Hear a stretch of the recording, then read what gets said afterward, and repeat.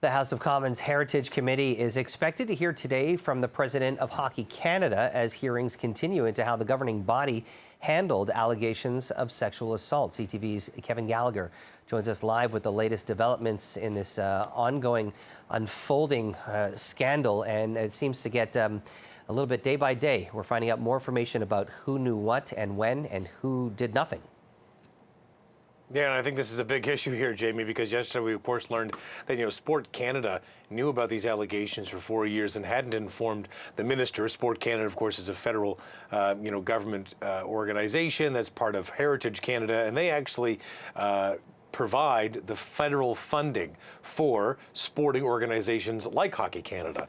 Now, at the same time, Sport Canada, it seems, also was not aware that the London police had wrapped up its criminal investigation in 2019 without laying any criminal charges. But at the same time, also not aware, it seems, or not able to inform the minister that there was a legal settlement with the alleged victim. Of course, this alleged sexual assault took place after a gala in London, Ontario, in 2018, and some of the 8 players in question were also part of that World Junior team that year. Big concerns here for how this has been handled. We also learned yesterday from a lawyer with Hennon Hutchinson from a law firm in Toronto. Her name's Danielle Robitaille. She also talked about some of the difficulties. She had been hired by Hockey Canada to look into this and had interviewed some of the players, but it seems some of the players had refused to be interviewed. She hadn't at the time gotten a statement from the victim, and now we've learned that she does have that full impact statement from the victim and is continuing her investigation. Players that were on that team, there were 19 players on that team. There were also coaches and staff who were interviewed at the time. They now may be re-interviewed, or other players who did not elect to be interviewed at the time will now be told that they will be part of that process or potentially face a lifetime ban from Hockey Canada. And all this comes, as you say, we're going to hear from Hockey Canada President Scott Smith, from former CEO Tom Renney. There will be a lot of questions about their role, about why the decisions were made, how this was handled, and also, why I think one of the other big questions will come to a guy named Glenn McCurdy. He used to be the Vice President of Finance in Hockey Canada. He's actually the first witness up at 11 o'clock.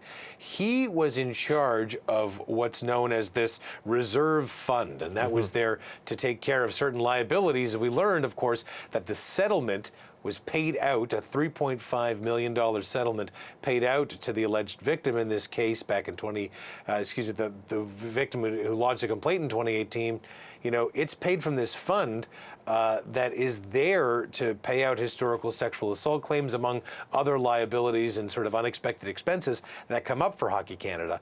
So how that fund's administered, how many other potential sexual assault settlements have been paid out from this fund as well, I think a lot of parents will want to know that, as the membership fees for, minor hockey league memberships, a lot of that money goes towards, populating the fund. So I think we're in for another big day of testimony here in Ottawa, and a lot of questions that are zoning in about how this particular situation was handled by Hockey Canada. We also know recently there's been another allegation back in 2003 that also involved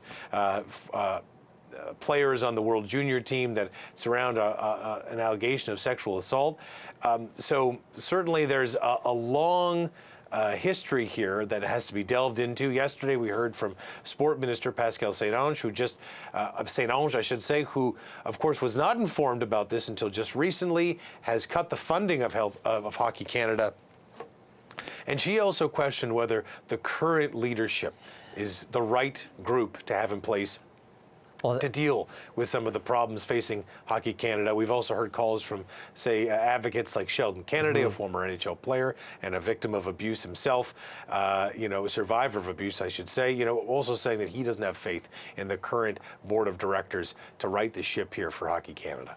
Lots of people losing trust in the organization, as you mentioned. Sheldon Kennedy calling for not only Scott Smith, but his leadership team and the organization board of directors to all resign. We're going to have a lot more on this developing story. Kevin Gallagher, we always appreciate your updates. Thank you. You're welcome.